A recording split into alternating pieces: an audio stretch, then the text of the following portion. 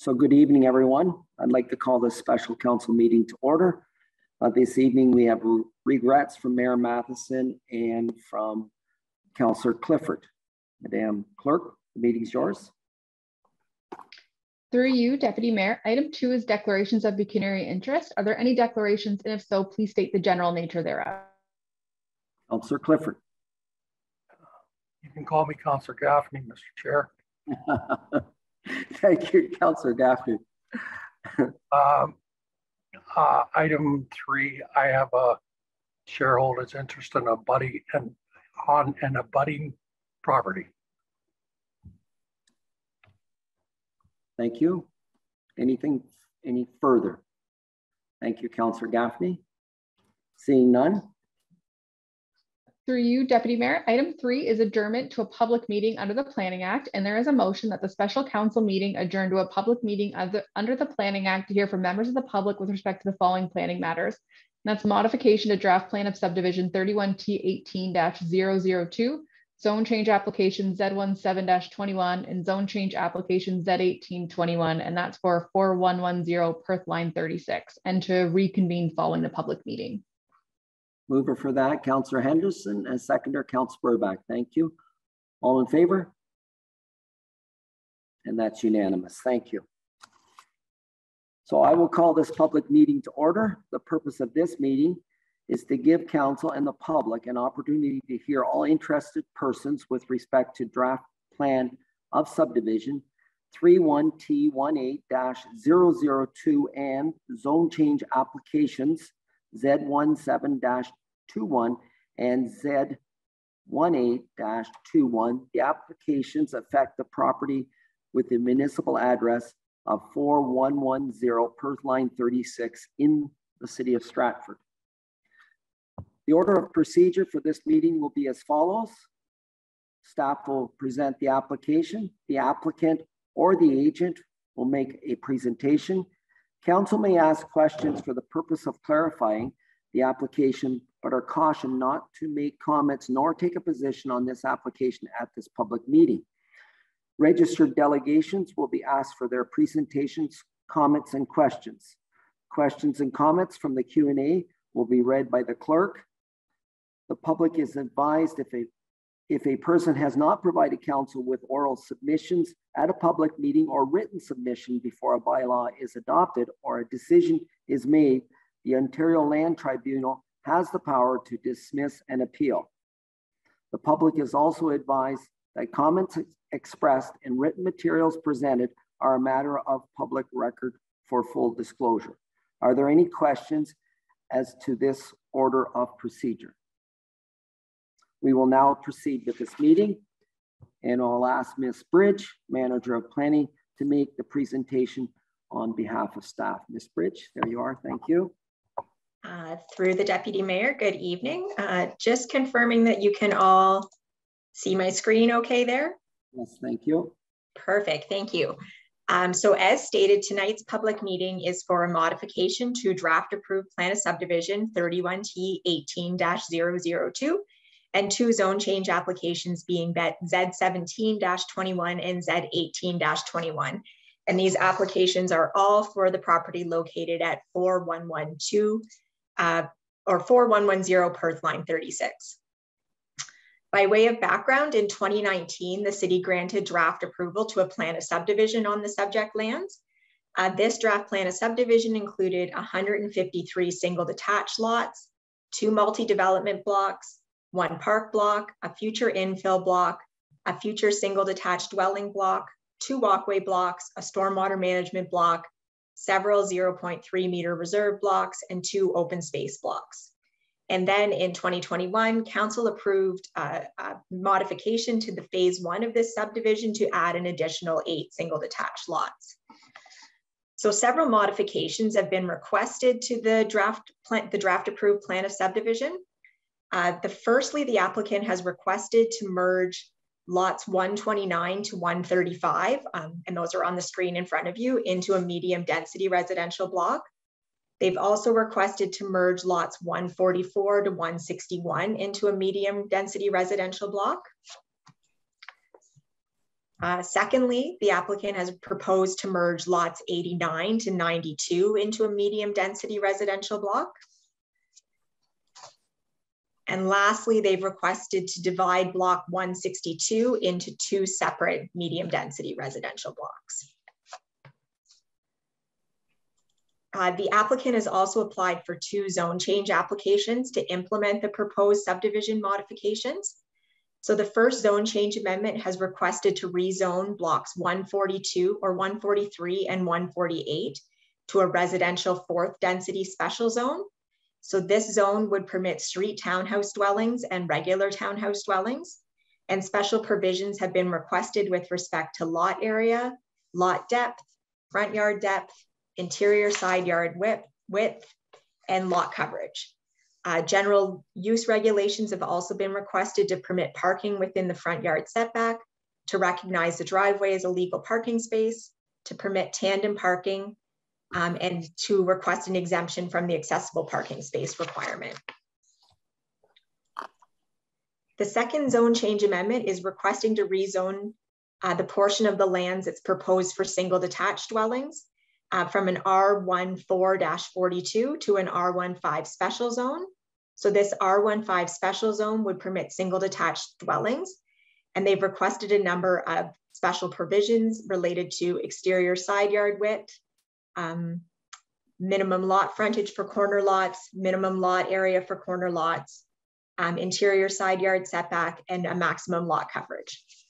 In addition to that change, they've also requested dual zoning for blocks 145, 146, and 147. So those are shown on the plan on the screen in front of you. So these would have a dual zone being an R51 described previously and an R42 zone. So they could either be developed as single detached dwellings or as street fronting townhouses, depending on what the market demand is at the time that these lands are actually developed.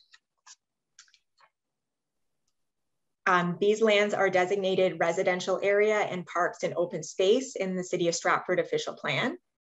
Within that residential area designation, a variety of housing forms are permitted that includes single detached, semi-detached, townhouse dwellings, and low-rise apartments. Within this designation, a maximum density of 65 units per hectare is permitted.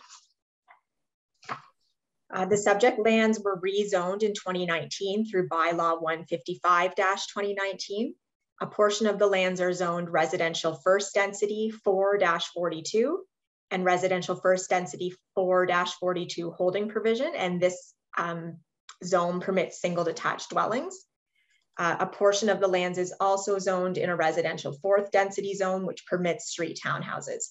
And the remainder of the lands in the subdivision are zoned future residential, park, and floodplain. A notice of the application was sent to 37 adjacent property owners in February of this year and was also included in the town crier on February 26th of this year. No public comments have been received to date, and any agency comments that have been received are summarized in the management report.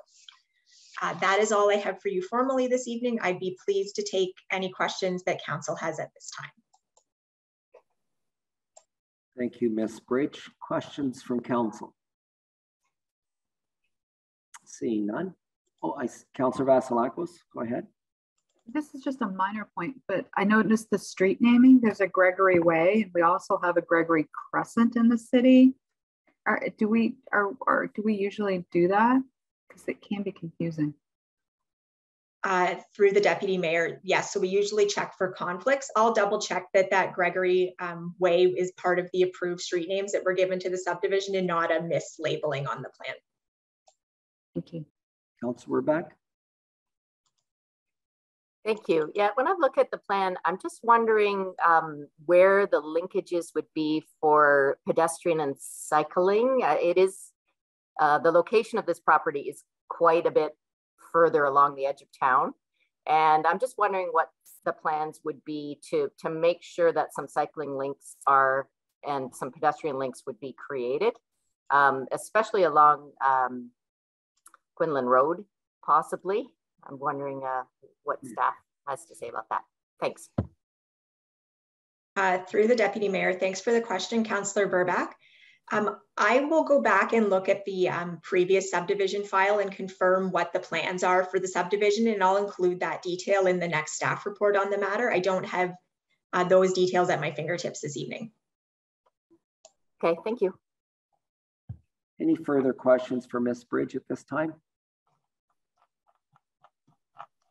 Being none, then we'll move to the presentation of the applicant, Maureen Zunti, a representative for the applicant.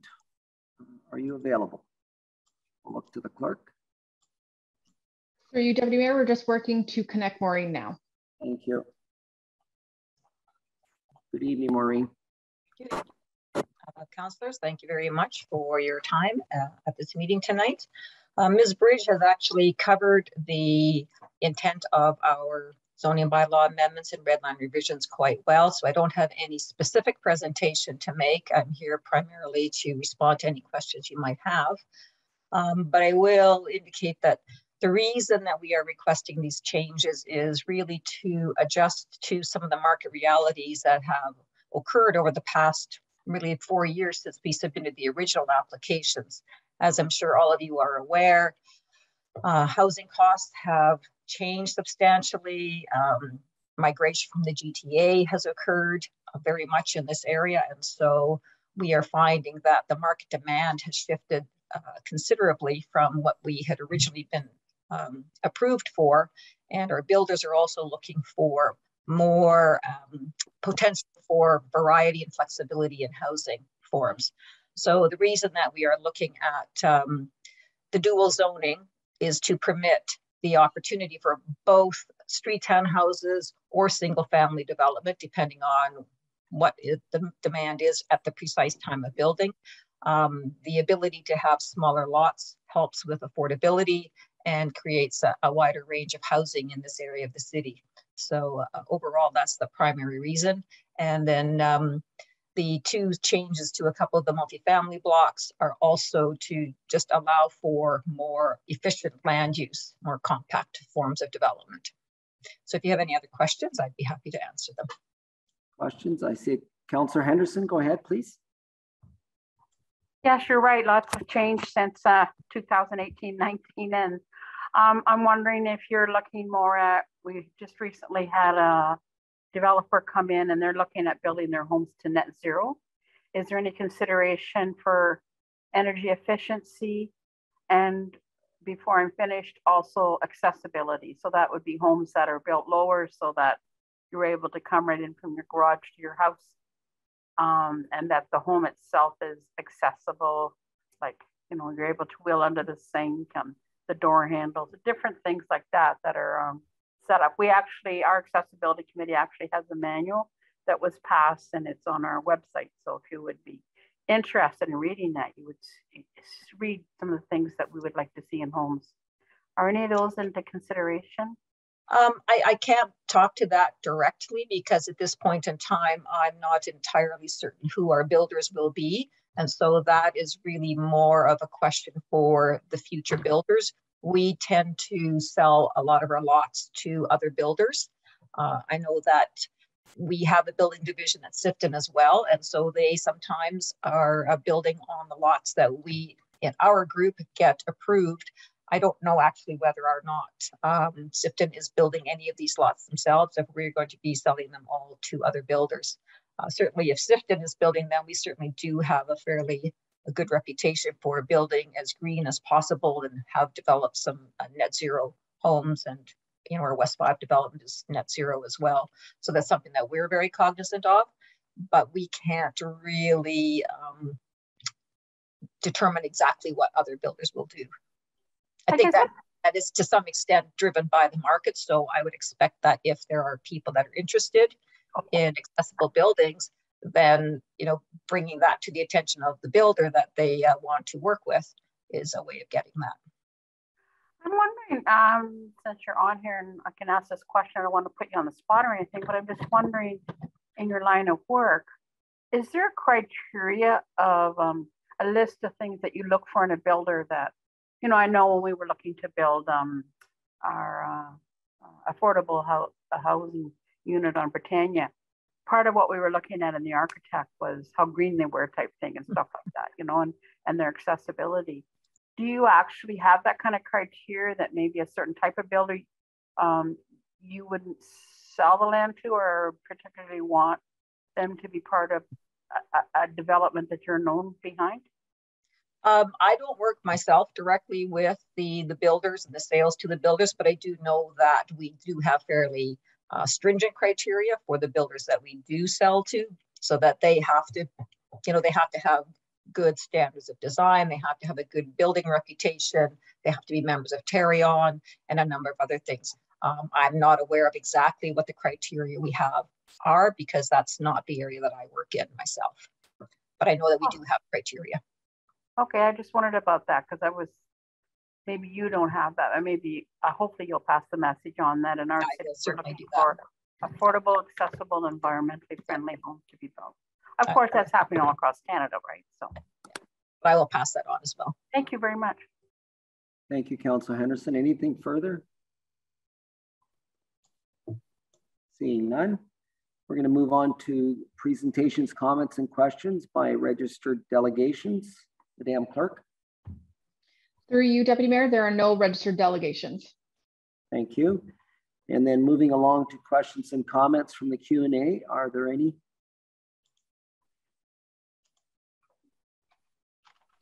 Through you, Deputy Mayor, there are no current questions submitted in the Q&A. Thank you. And then moving back to the applicant, any closing remarks, Maureen, at this time? Nothing other than we look forward to working with you on this phase, and look forward to a decision in the near future.